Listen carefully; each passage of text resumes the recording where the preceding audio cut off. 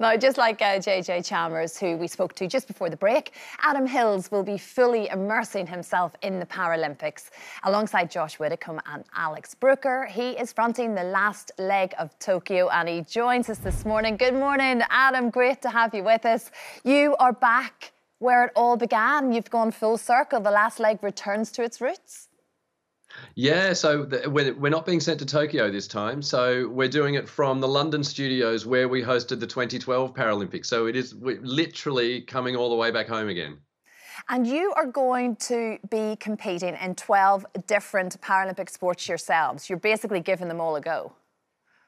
Well, yeah, we figured because we won't be out in Tokyo and we can't get out and about and do stuff, we thought Josh and Alex and I would take on different Paralympic sports here in London. So we did 12 in 3 days. We filmed them all. And I represented Australia, and they set me up with a different comedian for each event who was not known for their sporting prowess. But what they didn't realize is comedians are really competitive. So it got quite heated. We did blind running, blind swimming, blind cycling is the scariest. Yeah. I can imagine that, because even at the tiniest of wobbles, I'm guessing, it would feel so over-exaggerated. Exactly. When you're on the back of the bike and you're blindfolded and the person in front is cycling and they don't have a blindfold, you've got to completely trust them. Yeah, the tiniest little wobbles, I had no idea what was about to go on. So I'm not going to say who the comedian was because we're keeping it as a surprise, but we have built up a bond for life now. I would trust that person with my life. I bet you would. And there's a bit of a battle between Australia here and the British, isn't it? And in fact, you're handing it over to the audience a little bit as to who's going to win, and there might be a forfeit involved. Well, yeah, so in 2012, I said that if GB beat Australia in the medal tally, I would paint a Union flag on my prosthetic leg, which I did. And then in Rio, I said I would paint my hair red, white and blue, which I did. And I would have the name of every gold medal winner put on my prosthetic, which I've still got. If I can show you there. It's got the name of every gold medal winner from Rio in 2016 on it. So this year we're going to open it up to the audience and go, right, what should my forfeit be? Which really worries me because this is a country that gave the world Boaty McBoatface. So I'm really worried about what's going to happen. Anything could happen. It must feel really good, Adam, to feel a little sense of normality, to have a bit of an audience back again. I mean, from the last series we saw you in your garage in Australia, everything was so different. And now it sort of feels like, yeah, this is the way it's supposed to be again.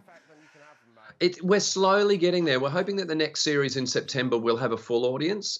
This one, because we're going to be at the London Olympic Studios, we'll only have about 20 people. So it's like it's slowly easing us back into having an audience again. Yeah, no, I understand that. And your family, of course, are in Australia right now. Adam, how are you dealing with that? I mean, I'm sure it'll be quite some time before you get to go home at all. Yeah, so I won't see them till Christmas now. I've been here since May. Yeah, it's tricky. I've done 2 lots of hotel quarantine when I go back to Australia. That's very taxing on the soul, but thankfully FaceTime's getting us through at the moment. And my daughters and I have got a little thing where we'll watch a movie together on FaceTime. So I'll put the phone next to me on the couch and they'll put the phone next to them on the couch. We'll make sure we're on the right side of each other and then we'll just watch a movie together. Yeah, you just do all you can. It's certainly not easy, I understand that. And Australia's really going through quite a tough time at the minute in terms of lockdown and everything else. Yeah, so my wife and kids are now on, I think, week 4 of lockdown. My mum's in Sydney, so she's on about week 8. So I'm calling her every week to make sure she's doing all right. So it's so weird to think that different parts of the world are going through completely different experiences at the moment. It's not good. But doesn't it bring you back to sport almost again, Adam, and the importance of it and how much we all missed it when we couldn't do it? Because it is a chance to get together. It's a chance to talk to one another, have a sort of common ground. It's so important that it's back. Absolutely. And look, I know from personal experience, I play disability rugby league in Warrington and we had a whole year and a half where we weren't able to play. But it's not just about, physical exercise. It's about getting together with a group of people that you love and that you work really hard for when you're a part of a team. Even looking at them on the screen is making me happy. Mm-hmm. So, grassroots sport is so important for mental health, and especially when it's disability sport as well. And I think that's why the Paralympics coming around now is coming around right at the right time, because we all need something like this in our lives. We do. We need to celebrate something. Although you did have a bit of an injury, I believe. Yeah, so I gave myself a hamstring injury at training a few weeks ago. I didn't realize you get a bruise from a hamstring injury. Who knew? Oh my gosh, that looks quite severe, actually. So you're out of action for a bit. I am out of action for a bit. In fact, I rested it up for a few weeks and then I played last Sunday. And then, according to my physio, I've now done all my hamstrings. I didn't know there was more than one hamstring, but apparently I've done all of them. So I'm completely out of action for a while. This is plenty of time to sit back now and focus on the books, because the last time you were in Lorraine, you were talking about your children's book, and you're sort of working on number 2 already.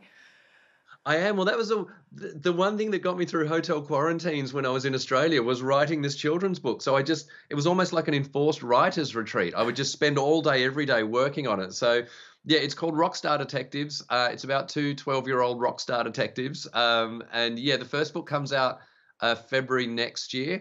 And then I'm just about to start working on the second book. How good is that? And you've got, like you say, a bit of time to do it right now.